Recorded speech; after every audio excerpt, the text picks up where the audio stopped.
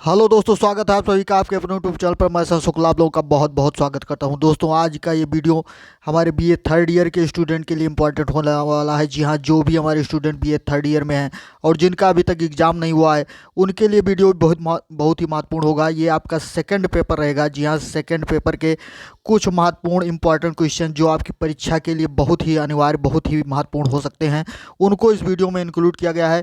तो वीडियो को अंत तक जरूर देखिएगा दोस्तों, क्योंकि बहुत सारे इंपॉर्टेंट क्वेश्चन का सिलेक्शन इसमें किया गया है। कई चैप्टर से क्वेश्चन लिए गए हैं, तो आप इनको अंत तक जरूर देखिएगा। ये आपकी परीक्षा के लिए बहुत ही महत्वपूर्ण हो सकते हैं। तो आइए वीडियो को शुरू करते हैं। और उससे पहले जो भी हमारे स्टूडेंट चैनल को सब्सक्राइब नहीं किए हैं, वो सब्सक्राइब करके बेल आइकन प्रेस कर लें, ताकि वीडियो की नोटिफिकेशन उनको समय समय पर मिलती रहे। तो आइए शुरू करते हैं दोस्तों। और हाँ, एक बात ध्यान रखिएगा कि ये हो सकता है किसी किसी यूनिवर्सिटीज़ में सेकेंड पेपर, किसी में थर्ड पेपर, किसी में फर्स्ट पेपर रहता है। तो पेपर अभी जो सेमेस्टर वाइज परीक्षाएं थर्ड ईयर में लागू नहीं हुई हैं, थर्ड ईयर का कोर्स है, तो उसमें जो है पेपर इधर उधर हो सकता है। तो ये आप परेशान मत होइएगा कि सेकंड पेपर बता दिया और सर ने, तो हो सकता है ये थर्ड पेपर में आपके हो। तो ये चैप्टर और राइटर को ध्यान रखिएगा। अगर आप में ये चैप्टर हैं और ये राइटर हैं, तो ये समझ लीजिए आपके लिए बहुत ही महत्वपूर्ण वीडियो रहेगा। तो आइए शुरू करते हैं। पहला क्वेश्चन देखते हैं दोस्तों, कौन सा इंपॉर्टेंट क्वेश्चन है जो आपके लिए महत्वपूर्ण है। क्वेश्चन नंबर 1 यहाँ पर है, who is the you of the poem the love song of J Alfred Prufrock. जी हाँ, जे अल्फ्रेड प्रूफ्राक, ये आपका जो ये आपकी पोएम है, इस पोएम में जो यू है वो किस चीज़ को, मतलब कौन है, ये बात पूछ रहा है, क्वेश्चन पूछ रहा है कि the love song of J Alfred Prufrock, इसमें यू जो है वो किस चीज़ को इंडिकेट करता है, वो या वो है कौन, ये बात आपको बताना है। टी एस इलियट साहब की पोएम है दोस्तों। अब देखिए आंसर में कि in the poem the love song of J Alfred Prufrock you indicates to the another aspect of Prufrock's personality. जी हाँ, क्या है इस पोएम में, the love song of J Alfred Prufrock में क्या है कि यू जो है इंडिकेट करता है, क्या चीज़ दर्शाता है, क्या प्रदर्शित करता है, अनदर एस्पेक्ट, दूसरे पहलू को, ऑफ द प्रूफ्राक्स पर्सनालिटी, यानी जो प्रूफ्राक इसमें जो इसका मतलब इस पोएम का हीरो जो है आप कह सकते हैं, तो उनकी जो पर्सनालिटी, उनकी जो है, उस पर्सनालिटी के दूसरे पहलू को दर्शाता है। यानी उनकी पर्सनालिटी के दूसरे पहलू को, उनके व्यक्तित्व के दूसरे पहलू को दर्शाता है। नेक्स्ट क्वेश्चन देखते हैं।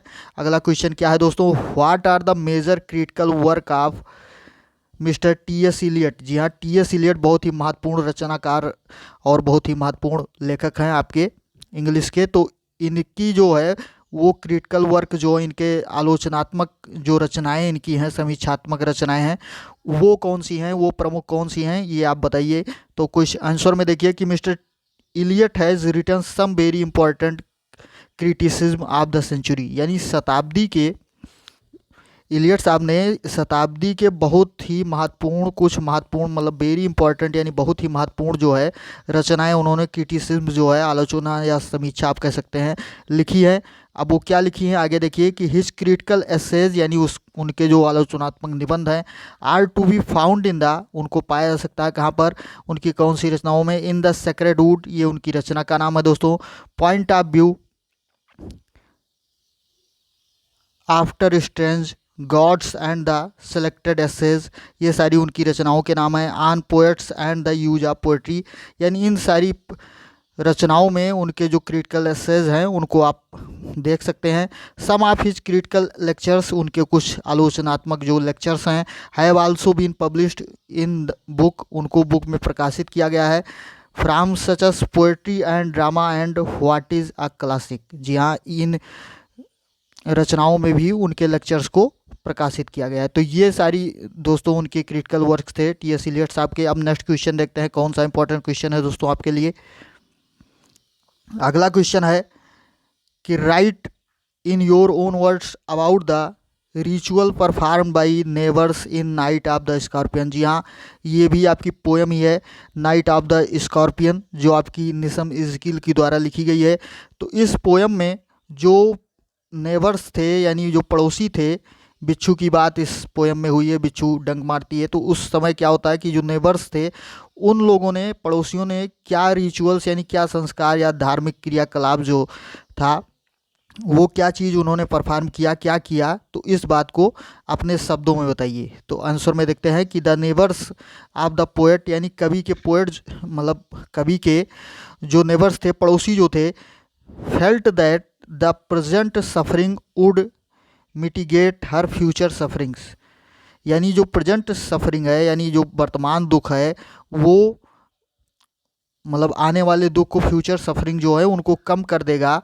ये बात ये महसूस करते हैं किस तरह से कि विथ इन इट, और इसके लिए वो क्या करते हैं, होली मैन, यानी एक पवित्र आदमी जो है, पंडित कह सकते हैं या मौलवी कह सकते हैं, वाज परफॉर्मिंग हिज राइट्स, वो अपने संस्कारों को परफॉर्म करता है, यानी अपना जो धार्मिक क्रियाकलाप है, या आप जिसको झाड़ फूंक भी कह सकते हैं अपनी भाषा में, तो इन सारे कार्यक्रमों को वो करता है। To bring the poison under check, यानी पॉइजन को अंडर चेक करने के लिए, कहने मतलब कम करने के लिए वो ये सारे क्रियाकलाप करता है, जहर को कम करने के लिए। But all these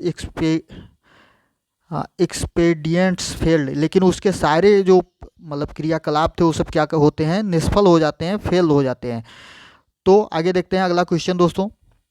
right a note on introduction of the poem a prayer for my daughter. जी हाँ, ये पोएम जो है, a prayer for my daughter, इसका आप क्या करिए कि एक छोटा सा आप इसके इंट्रोडक्शन पर, इसके प्रस्तावना पर, इसके परिचय पर क्या करना है, आपको एक नोट लिखना है, एक लेख लिखना है। आंसर में देखिए, a prayer of for my daughters, a prayer for my daughter, ये पोएम का नाम है, is an intensely personal poem. ये मुख्यतः क्या है दोस्तों, ये व्यक्तिगत पोएम है, यानी जो पोएट हैं उनकी एक व्यक्तिगत रचना है। A prayer for my daughter, ये W.B. ईस्ट की रचना है दोस्तों, जो विच इज रिटन इन 1919, यानी जो जिसकी रचना उन्होंने की थी 1919 में। This poem was written after few weeks of his daughter Annie's birth, यानी उनकी पुत्री जो थी एनी, उसके जन्म के कुछ सप्ताह के बाद ही ये रचना जो है की गई थी, अर्थात W.B. स्टाफ ने ये रचना अपनी पुत्री के जन्म के कुछ सप्ताह के बाद किया था। आगे देखते हैं दोस्तों।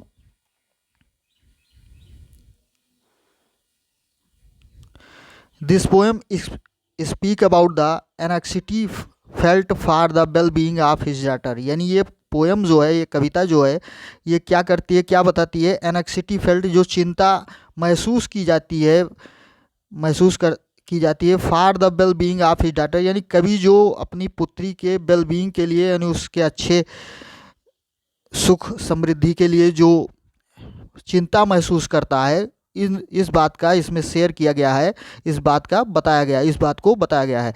अस also about the anxiety shared by all fathers all over the world, और ठीक उसी तरह सारे मतलब संसार के सारे पिताओं, मतलब पिता के द्वारा, या जितने भी मतलब पुत्री जिनके पास है, यानी सभी बाप या सभी पिता के द्वारा क्या किया गया है कि जो उनकी एनेक्सिटी थी, चिंता थी, उनको भी इसमें शेयर किया गया है। From torn by war and greed, यानी वार एंड ग्रीड कहने मतलब कि युद्ध और लालच से भरे हुए इस संसार में उनकी पुत्री कैसे अपने आप को एडजस्ट करेगी, या उसकी वेलबींग क्या होगी, भविष्य में उसका जीवन कैसा होगा, वो किस तरह से सुख समृद्धि से रहेगी, यानी संसार में इतनी बुराइयां व्याप्त हैं, तो इसी चिंता को लेकर इस पोएम में बताया गया है, इसी चिंता को व्यक्त किया गया है। नेक्स्ट क्वेश्चन देखते हैं। वाई ईस्ट was deeply influenced by mysticism, यानी ईस्ट जो W.B. ईस्ट है वो मिस्टिसिज्म से क्यों बहुत ज़्यादा, यानी रहस्यवाद से क्यों बहुत ज़्यादा प्रभावित थे, गहरे रूप से प्रभावित थे, ये बात आपको बताना है। आंसर में देखिए कि W.B. East was deeply influenced by the mysticism of the east, यानी W.B. ईस्ट जो थे वो पूर्व के रहस्यवाद से बहुत ज़्यादा प्रभावित थे, बहुत ही गहरे रूप से वो पूर्व के रहस्यवाद से प्रभावित थे। हिज फ्रेंडशिप विथ आन इंडियन स्वामी श्री पुरोहित, यानी उनकी जो मित्रता थी एक इंडियन स्वामी यानी भारतीय स्वामी के साथ, श्री पुरोहित के साथ जो थी, culminated in a joint translation of the Upanishad, यानी जो उन्होंने संयुक्त रूप से जॉइंट मतलब ट्रांसलेशन किया था उपनिषद का, उसके साथ व्यक्त होती है। यानी उनकी जो पूर्व के लोगों के साथ, कहने का मतलब कि एक भारतीय स्वामी थे श्री पुरोहित, उन दोनों ने मिलकर क्या किया था, एक उपनिषद का ट्रांसलेशन अनुवाद किया था, तो इस बात से परिलक्षित होती है। ही आल्सो रोट, आगे देखिए, he also wrote an introduction to Tagore's Gitanjali, यानी टैगोर साहब की गीतांजलि जो एक बहुत ही फेमस रचना है, उस पर भी एक इंट्रोडक्शन उन्होंने लिखा है। An introduction to Tagore's Gitanjali, ये एक रचना उन्होंने की है। आगे देखते हैं, as a poet and dramatist, यानी एक कवि और ड्रामेटिस्ट के रूप में, Yeats always searches for new ideas and symbols, यानी ईट्स हमेशा क्या करते हैं कि वो नए विचार और प्रतीकों की खोज करते रहते हैं। यानी एक कवि और नाटककार के रूप में ईस्ट साहब, WB ईस्ट साहब सदैव नए विचारों और सिंबल्स को, नए प्रतीक को खोजते रहते हैं। ही वाज डीपली इन्फ्लुएंस्ड, वो बहुत ही गहरे रूप से, बहुत ही ज़्यादा प्रभावित थे, by एंसन Irish myths and legends, यानी जो प्राचीन आयरिश मिथ्स यानी मिथक और लीजेंड्स की उदंतियाँ थीं, कथाएं थीं, उन सब चीज़ों से वो बहुत ज़्यादा प्रभावित थे। He presents his ideas in a mystic way, उन्होंने अपने विचारों को मिस्टिक बेस, मतलब एक कह लीजिए रहस्यात्मक तरीके से प्रस्तुत किया है। नेक्स्ट क्वेश्चन देखते हैं दोस्तों, कौन सा इंपॉर्टेंट क्वेश्चन है।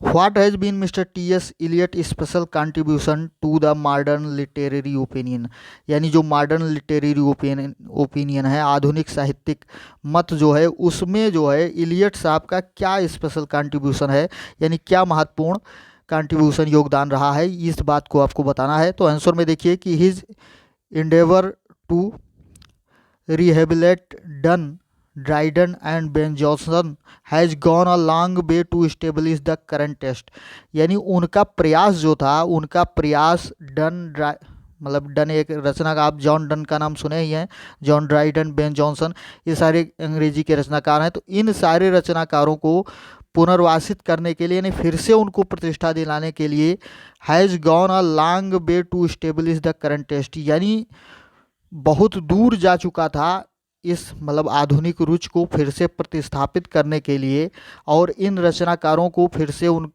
मतलब पुनर्वासित करने के लिए उनका प्रयास जो है वो बहुत दूर तक जा चुका था। इट वाज ही, ये वही थे, इन अ वे, जो एक तरीके से, who inaugurated the modern reaction against Milton, ये वही थे कि जिन्होंने आधुनिक जो प्रतिक्रिया थी, आधुनिक प्रतिक्रिया को मिल्टन के विरुद्ध, मिल्टन का मतलब जॉन मिल्टन जो रचनाकार थे, तो उनके विरुद्ध उन्होंने आधुनिक प्रतिक्रिया का उद्घाटन किया था। यानी T.S. इलियट साहब ने ही मिल्टन साहब की मतलब, या जो मिल्टन साहब के विचार रहे थे, जिस प्रकार की रचना वो कर रहे थे, उन रचनाओं या उस विचार के विपरीत जो आधुनिक विचार उन्होंने प्रस्तुत किया था, ये पहली बार उनके विरुद्ध उन्होंने ही प्रस्तुत किया था, इलियट साहब ने।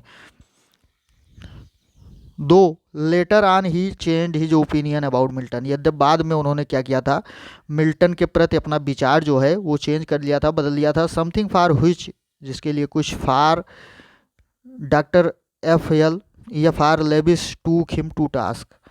आगे देखते हैं दोस्तों, next question, describe in own words morning, noon, evening and midnight at Innisfree. जी हाँ, इनिस्फ्री में जो मॉर्निंग है, नून है, इवनिंग है, यानी सुबह, दोपहर, शाम, या मिडनाइट, मध्यरात्रि जो है, इस चीज़ का वर्णन अपने शब्दों में करिए। इनका वर्णन जो है वो आपको अपने शब्दों में करना है। जो आपकी ये रचना है दोस्तों, WB ईस्ट साहब की यही ये रचना है, द लेक इसलिए ऑफ इनिस्फ्री, उसी से क्वेश्चन लिया गया है। तो वहाँ के इनिस्फ्री के वातावरण के बारे में पूछ रहा है कि सुबह, शाम और दोपहर या रात्रि का समय किस तरह से, आप अपने शब्दों में बताइए कि किस तरह से होता है, जैसा कि कवि ने वर्णन किया है। तो आंसर में देखिए कि in Innisfree peace would slowly drop down with the mist in the morning, यानी इनिस्फ्री में क्या होगा, पीस जो है, शांति जो है, वुड स्लोली ड्रॉप डाउन, यानी धीरे धीरे नीचे उतरेगी, with the mist in the morning, यानी धुंध के साथ सुबह, यानी सुबह के समय में धुंध के साथ शांति धीरे धीरे उतरती है। The noon would bear purple glow, और दोपहर जो रहेगा वो एकदम से बैगनी रंग से चमकदार होगा। And evening will be throbbing with the fight of linnets, linnets एक पक्षियों का नाम है दोस्तों, पक्षी का नाम है। तो जो इवनिंग रहेगी, यानी शाम का समय किस तरह से होगा, लिनट्स की फाइट के साथ, यानी लिनट्स पक्षियों के फाइट झगड़े के साथ धड़क रहा होगा, इस तरह से वर्णन वहाँ का किया गया है। और the midnight would be dimly illuminated, यानी जो मिडनाइट मध्यरात्रि रहेगी वो हल्का प्रकाशित रहेगी। यानी इस तरह का वर्णन, इस तरह से हर समय का वर्णन जो है वो किया गया है इनिस्फ्री के बारे में। नेक्स्ट क्वेश्चन देखते हैं दोस्तों। Write a short note on the introduction of the play look back in anger. जी हाँ, लुक बैक इन एंगर जो आपका प्ले है, ये प्ले दोस्तों जॉन ऑफबर्न के द्वारा लिखा गया है। तो इस प्ले के इंट्रोडक्शन, इसके परिचय के बारे में आपको एक छोटा सा लेख लिखना है इस नाटक के बारे में। तो आंसर में देखिए कि look back in anger is a play written by John Osborne, ये यानी वही बात आगे लिखी गई कि ये प्ले जो है वो जॉन ऑफबर्न द्वारा लिखा गया है। This is a story of young husband and wife, यानी ये कहानी जो है एक युवा पति पत्नी की कहानी है। कौन किसकी? Alice and Jimmy Porter. जी हाँ, एलिसन एंड जिमी पोर्टर की ये कहानी है। As they attempt to navigate class conflict, जैसा कि वो क्लास कन्फ्लिक्ट यानी वर्ग संघर्ष को नेविगेट करने की कोशिश करते हैं। And deal with a deteriorating marriage in 1950s England, यानी 1950 में जो बिगड़ती हुई शादी का माहौल था उसके साथ वो समझौता करते हैं, यानी उसके बारे में बताते हैं, उसको सही करने की कोशिश करते हैं। यही बात इसमें बताई गई है, इस नाटक में बताई गई है। नेक्स्ट क्वेश्चन देखते हैं। Write about the personality of Prufrock. जी हाँ, वही अल्फ्रेड प्रूफ्रॉग की बात आ गई कि उनके पर्सनालिटी, उनके व्यक्तित्व के बारे में बताइए अल्फ्रेड प्रूफ्रॉग के बारे में। तो आंसर में देखते हैं कि Alfred Prufrock is an impressive creation of T S. Eliot, यानी अल्फ्रेड प्रूफ्रॉग जो थे वो एक प्रभावशाली उत्पत्ति थे आप टी.एस. इलियट के, यानी टी.एस. इलियट रचनाकार का नाम है दोस्तों, राइटर का नाम है, कवि का नाम है। तो उनकी एक प्रभावशाली रचना है। आगे देखते हैं कि Prufrock is probably staying in a hotel, शायद प्रूफ्रॉग जो संभवतः जो था वो एक होटल में रुकते हैं। फिर क्या होता है? He thinks of his love, वो अपने प्रेम के बारे में सोचते हैं। हिज वीकनेस, अपनी कमजोरियों के बारे में सोचते हैं। He also thinks how he should propose to the lady, वो ये भी सोचते हैं कि उन्हें किसी लेडी को, किसी महिला को किस तरह से प्रपोज करना चाहिए। When he is lost in his thoughts, जब वो अपने विचारों में खोए होते हैं। He is brought out of them, उनको बाहर लाया जाता है। By the voices of the women in the adjoining room, यानी बगल के रूम में जो औरतों की आवाज़ थी, तो उस आवाज़ के कारण वो इन विचारों से बाहर आ जाते हैं, मतलब विचार मग्न थे। जब ज़्यादा आवाज़ होती है तो डिस्टर्ब होते हैं, इन विचारों से बाहर आते हैं। फिर having come out of his thoughts, अपने विचारों से बाहर आने के बाद क्या करते हैं? आकर के वो क्या करते हैं? He makes a comment upon the external world, वो बाहरी दुनिया पर एक कमेंट करते हैं, टिप्पणी करते हैं। तो ये उनकी पर्सनालिटी थी जे अल्फ्रेड प्रूफ्रॉग की। नेक्स्ट क्वेश्चन देखते हैं दोस्तों। Write a note on Frost as a lyrical poet. जी हाँ, फ्रॉस्ट साहब एक लिरिकल पोएट थे, ये आपको बताना है। रॉबर्ट फ्रॉस्ट की बात हो रही है दोस्तों, ये एक गीतात्मक कवि थे, ये बात आपको बताना है। किस तरह से इस पर एक लेख लिखना है आपको। आंसर में देखिए कि Frost genius was essentially lyrical, यानी जो फ्रॉस्ट की प्रतिभा है वो वास्तव में क्या है? गीतात्मक ही है, यानी मुख्य रूप से वो गीतात्मक ही है। The bulk of his poetry consist of lyrics, यानी उनकी जो बहुत सारी रचनाएं हैं, काव्य जो उनके हैं वो एकदम गीतों से भरे हुए हैं।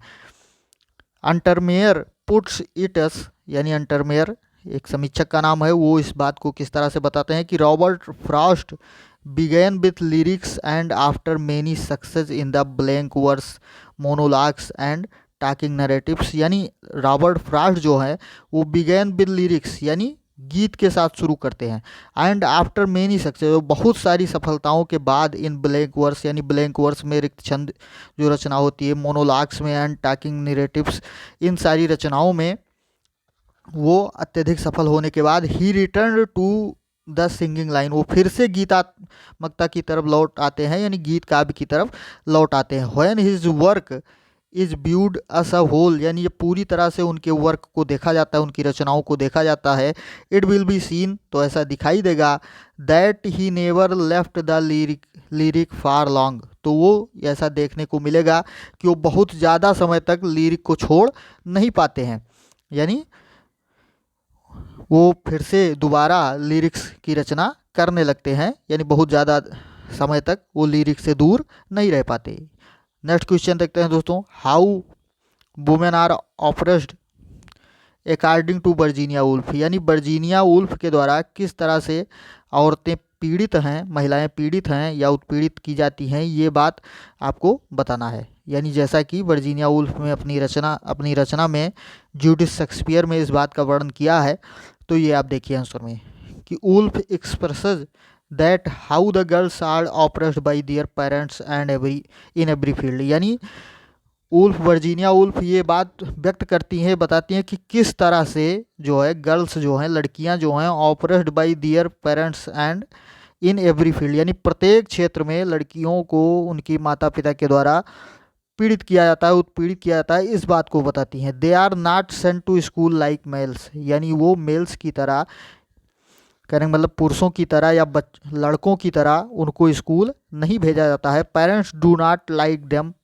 पेरेंट्स उनको पसंद नहीं करते हैं। When they read the books of their brothers, जब वो अपने भाइयों की किताबें पढ़ती हैं लड़कियां, तो पेरेंट्स को ये बात बुरी लगती है। यानी इस तरह से वर्जीनिया वुल्फ ने बताया है, ये उस समय के समाज की बात रही होगी जो बात उन्होंने अपनी रचना में लिखी है। नेक्स्ट क्वेश्चन देखते हैं दोस्तों,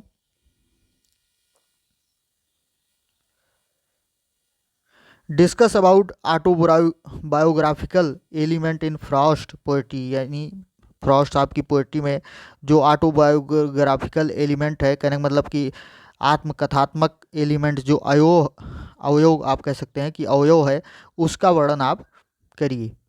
तो देखते हैं, N autobiographical element runs through almost all of Frost composition, यानी फ्रॉस्ट के कंपोजिशन में, यानी फ्रॉस्ट की जितनी ऑल ऑफ फ्रॉस्ट कंपोजिशन जितनी भी रचनाएं हैं, सारी रचनाओं में एक आत्मकथात्मक अवयव जो है वो हमेशा चलता रहता है, दौड़ता रहता है, यानी सारी रचनाओं में प्रायः ये देखने को मिलता है। So strong is this element, यानी एलिमेंट बहुत ही शक्तिशाली है, that it has been argued that Frost was obsessed by his own life and his poems. हाँ, ये इतना शक्तिशाली है कि that it has been argued, कि ये तर्क देता है that Frost was obsessed by his own life, कि फ्रॉस्ट अपने जीवन मतलब फ्रॉस्ट अपने जीवन के द्वारा उनके मन में, उनके दिल पर अधिकार कर लिया गया, यानी वो अपने जीवन से एकदम से प्रभावित हो चुके हैं और उसी के बारे में रचनाएं करते हैं। एंड हिज पोएम्स अलाउज, और उनकी कविताएं अलाउ करती हैं, अनुमति प्रदान करती हैं, अस हमें, a peep into his own inner self, यानी उनमें उनके अंदर झांकने की अनुमति प्रदान करती हैं उनकी रचनाएं। एक्चुअली आगे देखते हैं, actually Frost strike a fine balance between heterogeneous elements, यानी वास्तव में फ्रॉस्ट जो हैं वो विभिन्न प्रकार की, यानी विजातीय जो एलिमेंट्स हैं, अवयव हैं, उनमें भी बैलेंस स्थापित करने की कोशिश करते हैं, अच्छा बैलेंस स्थापित करना चाहते हैं। And is capable of seeing an object not only objective but also subjective, और ये भी देखने के योग्य होते हैं, ये वस्तु, ये विषय देखने के कि वो केवल not only objective but also subjective, कि केवल ऑब्जेक्टिव यानी निष्पक्ष ही नहीं, व्यक्तिगत भी है, सब्जेक्टिव भी है, यानी ये अवयव उनमें देखने को मिलते हैं। नेक्स्ट क्वेश्चन देखते हैं, what is Eliot's impersonal theory of poetry. जी हाँ, इलियट्स साहब की इम्पर्सनल थ्योरी, जो अवैयक्तिक थ्योरी जो है, सिद्धांत जो है पोएट्री का, वो क्या चीज़ है, यह बात आपको बताना है। बहुत ही इंपॉर्टेंट क्वेश्चन है दोस्तों, जरूर इसको याद करिएगा। आंसर में देखिए, Eliot holds that the poet and the poem are two separate things and that the feeling or emotion or vision resulting from the poem is something different from the feeling or emotion in the mind of the poet। देखिए, Eliot holds that the poet and the poem, यानी Eliot ये बात बताते हैं, इस बात आपको बताना चाहते हैं कि पोएट एंड पोएम, कवि और कविता आर टू सेपरेट थिंग, यानी दोनों भिन्न भिन्न चीज़ें हैं। एंड और दैट आर फीलिंग, जो फीलिंग्स हैं, इमोशंस हैं, भावनाएं हैं, विजन हैं, रिजल्टिंग परिणाम हैं, ये सब क्या है, from the poem is something different from the feeling, ये कविता से डिफरेंट हैं, अलग हैं। From the feeling or emotion in the mind of the poet, यानी पोएट के इमोशंस और फीलिंग्स जो हैं, उनकी भावनाएं जो हैं, उनके विचार जो हैं, उन चीज़ों से कविता के जो इमोशंस होती हैं, पोएम की जो इमोशंस होती हैं, उनमें दोनों में अंतर होता है। यानी कवि के दिमाग की इमोशंस, उनके मन की इमोशंस जो भावनाएं हैं, और कविता के इमोशंस में डिफरेंस होता है। ये बात इम्प्रेशनल थ्योरी जो इनकी है इलियट साहब की, यही चीज़ है, ये बात उन्होंने बताया है। नेक्स्ट क्वेश्चन देखते हैं, what is Eliot's objective correlative, यानी इलियट साहब का ऑब्जेक्टिव कोरिलेटिव क्या है, यानी उद्देश्य से संबंधित, या आप कह सकते हैं कि ये क्या चीज़ होता है।